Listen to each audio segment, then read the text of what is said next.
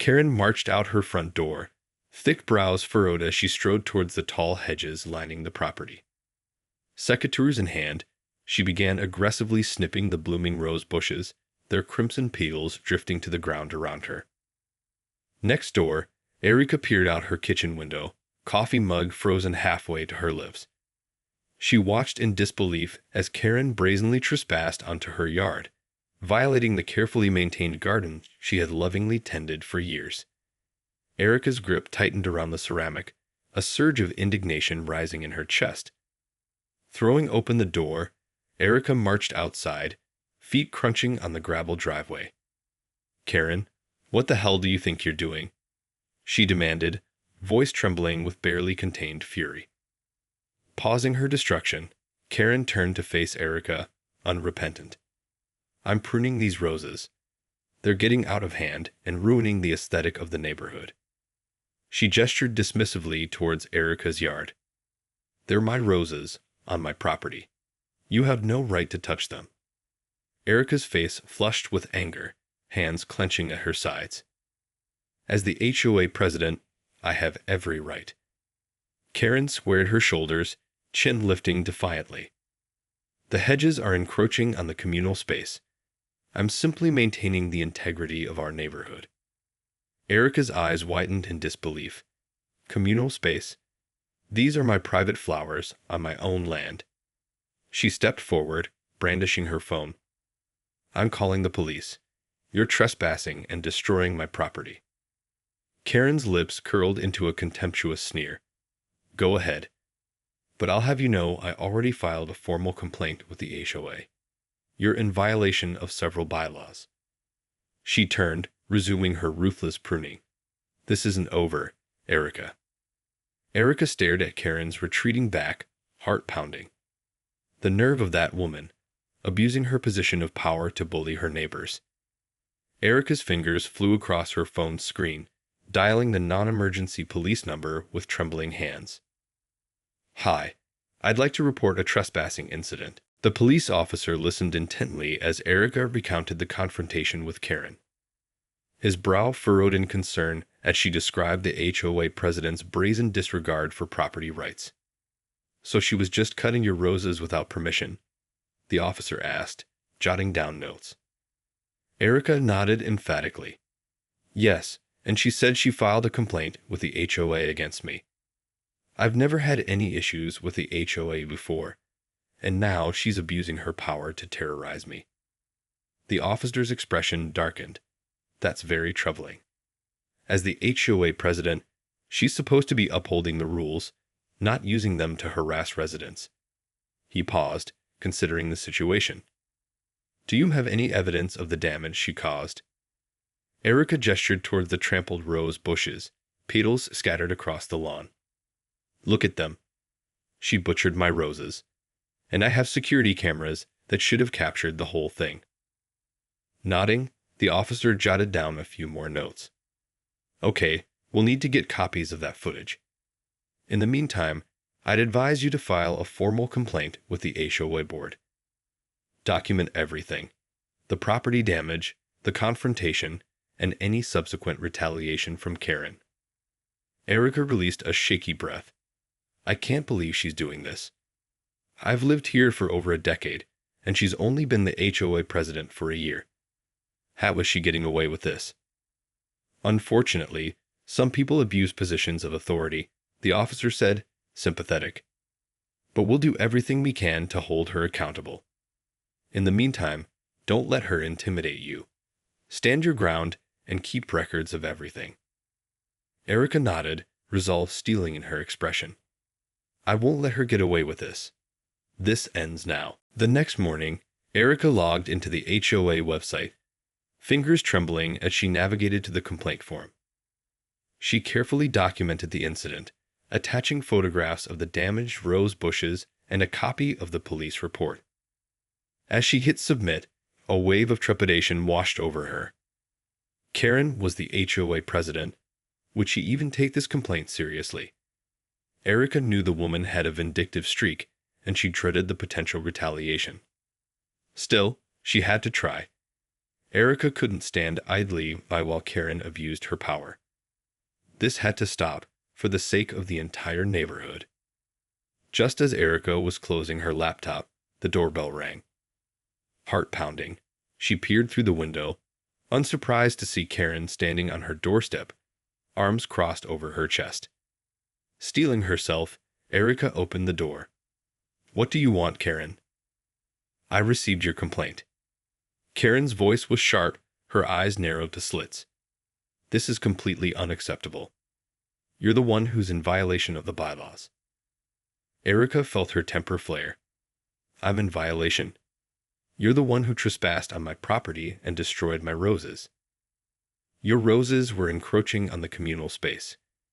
Karen's tone was dismissive, as if Erica's concerns were utterly trivial.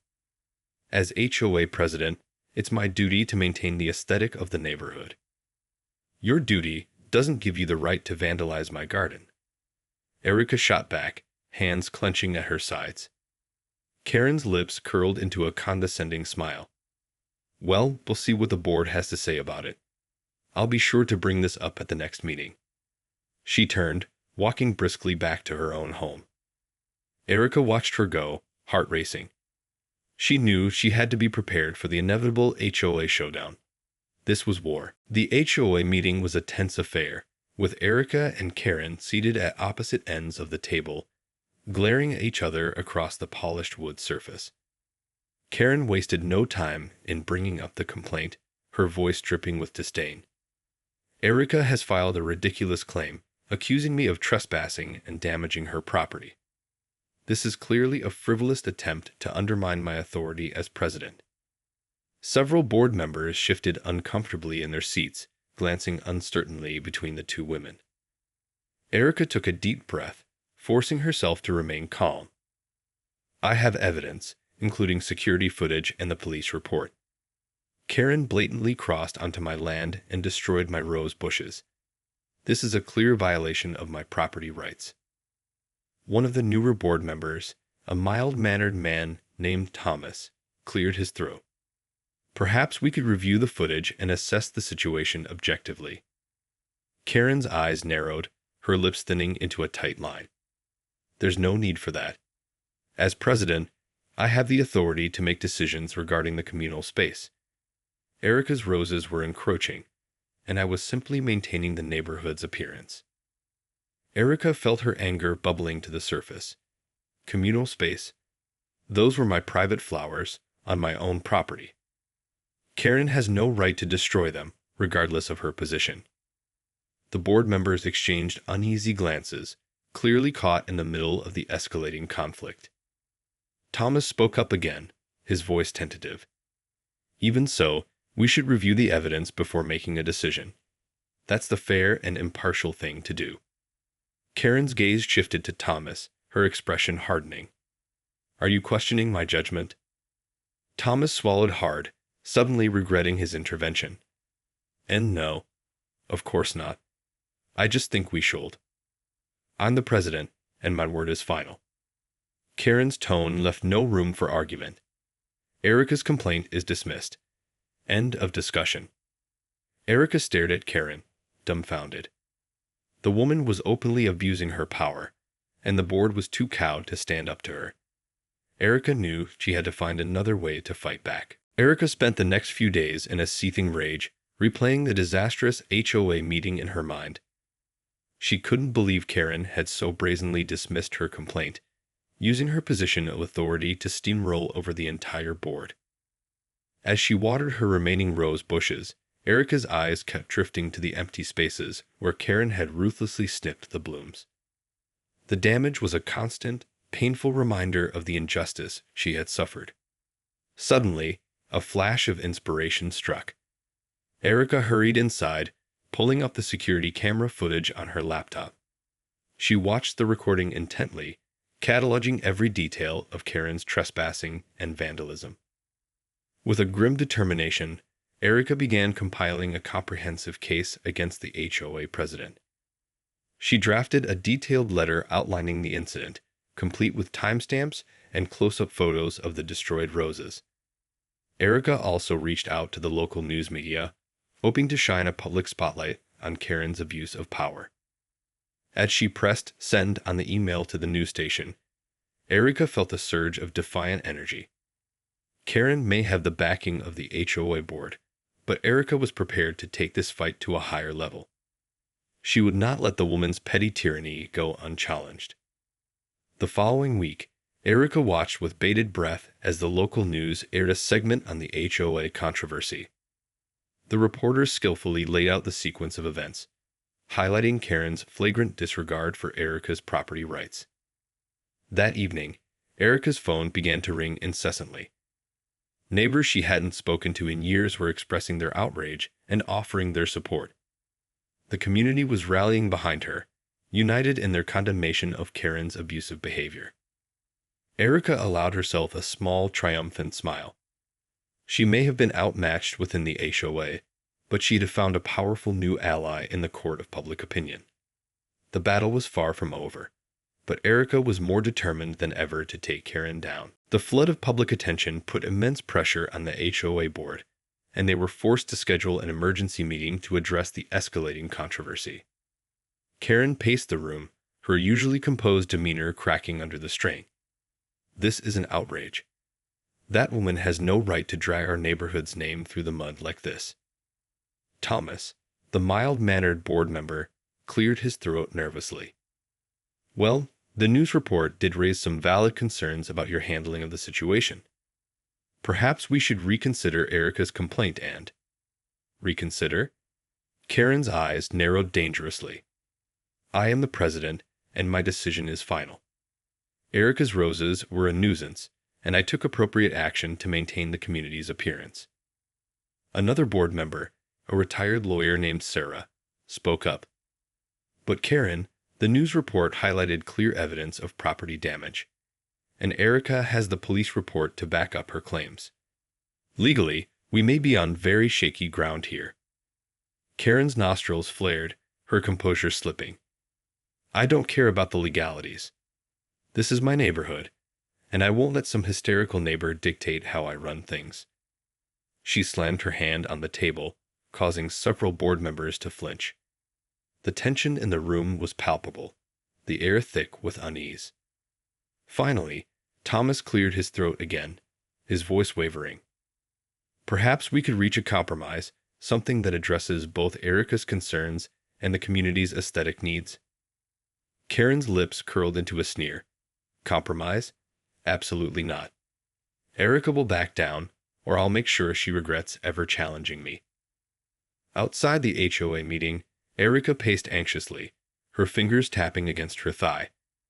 She knew the board was facing immense pressure, but would they have the courage to stand up to Karen's bullying? As the meeting dragged on, Erica's heart sank. It seemed the HOA president was determined to maintain her iron grip on power, no matter the cost. The standoff between Erica and Karen escalated further, with the HOA president refusing to back down despite the growing public outcry.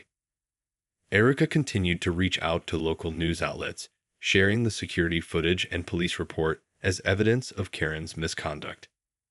The story quickly gained traction, sparking heated debates on neighborhood forums and social media. Neighbors who had previously remained silent began voicing their support for Erica, condemning Karen's abuse of power. Suddenly, the HOA president found herself on the defensive, facing a groundswell of community opposition. In a desperate attempt to regain control, Karen started filing counter-complaints against Erica, accusing her of violating various HOA bylaws.